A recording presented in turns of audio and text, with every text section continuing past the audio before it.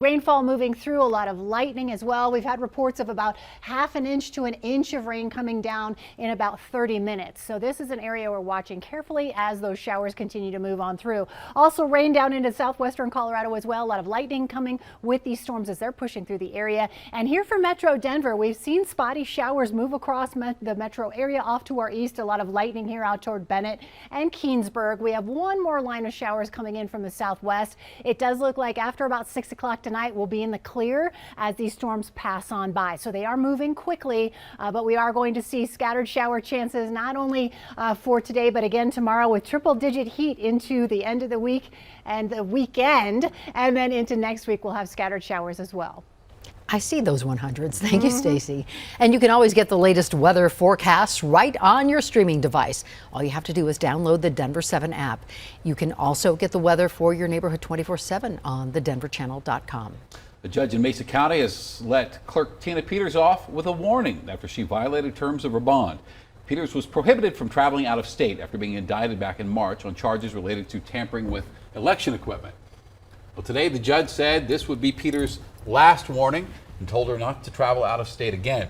The judge discovered Peters was out of state after she filed a letter to the Colorado Secretary of State's office that was notarized in Nevada.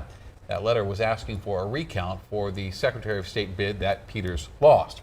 Well, Peters and former Senate candidate Ron Hanks both had until 5 o'clock tonight to prove they had the more than $230,000 each to fund a recount. Well, we have not heard yet whether they have met that deadline. Denver police shot and killed a man in Globeville who was stabbing a woman when officers arrived. Officers responded to a domestic violence call at the Globeville townhouses off of I-25 and East 51st Avenue. When they arrived, officers say that suspect kept stabbing the woman that he was attacking. One officer shot the man and he died on scene. Denver police then gave medical attention to the woman, who was taken to the hospital and is in stable condition. A four-year-old boy has died after a tree fell on him this morning in unincorporated Jefferson County. This is near Lakewood.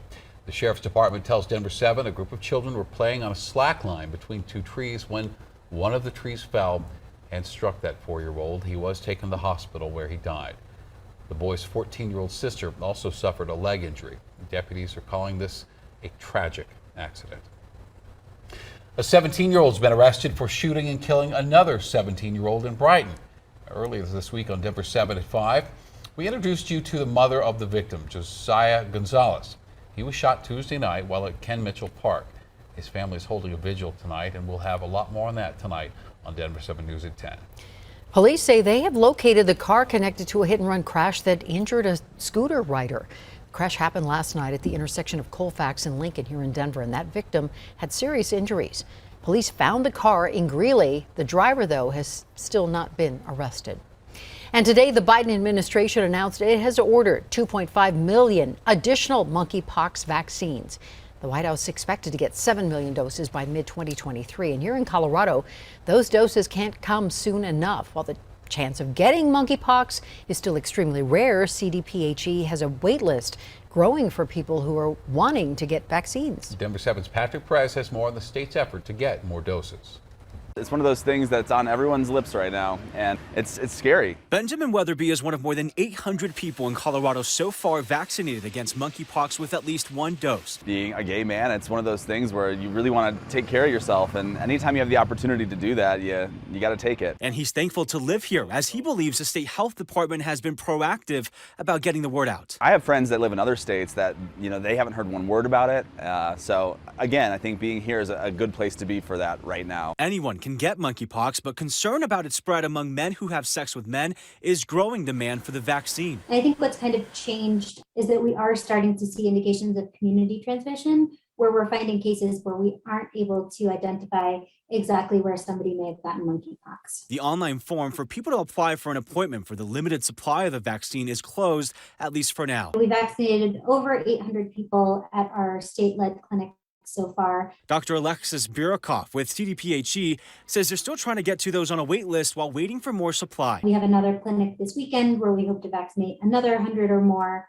And we're just going to keep pushing it out to keep as many people protected as we can based on the supply that we're getting allocated. Whether you get the vaccine when more of it becomes available is totally up to you and your doctor. Right now, it's targeted primarily at men who have sex with men and those who have direct contact with someone who has monkeypox. It's not like COVID. Death rate with this is, hopefully well under 1%. We're hoping many people have mild illness. Still, that isn't stopping people like Benjamin, who's just thankful to take this first step to protect himself. Being gay in America comes along with the fact and the knowledge that the government doesn't always have your back, and being in tune with your own health and your own body and doing what you can to stay protected is our responsibility. Patrick Perez, Denver 7. And CDPHE says the online appointment form will open again once more supplies are allocated to our state. And we do have a link to it on the denverchannel.com. And just another reminder, monkeypox is extremely rare. There are just 20 confirmed cases in all of Colorado and just over 1,000 in the U.S. You're going to want to watch your speed on Santa Fe in Denver. The city has lowered the speed limit from 30 to 25 miles per hour from 6 to Colfax. The city has also added speed bumps at corners, so drivers hopefully slow down there. Well, I-70 drivers, prepare for a lot of traffic this weekend. CDOT will be diverting eastbound drivers in Denver starting at 10 tonight at the Central 70 project. Our traffic expert, Jason Luber, is breaking down exactly what's going on and when the interstate will reopen. This new tunnel is actually constructed the same way as the one right there, the one that we're using now in the two-way configuration, but there are going to be a lot of changes that you'll see come Monday morning when you're driving in this new tunnel. Eastbound drivers will notice much wider lanes. You're going to see wider shoulders, and you're going to notice the fourth lane, the express lane. And while it may look like there's a fifth lane in there, it's actually just an egress lane to get in and out of the express lane. I know that we've been under construction for quite a number of years, and we've been in narrow lanes. We've had, if you're driving in that outside lane, you're actually going over some of the inlets that we've installed for drainage.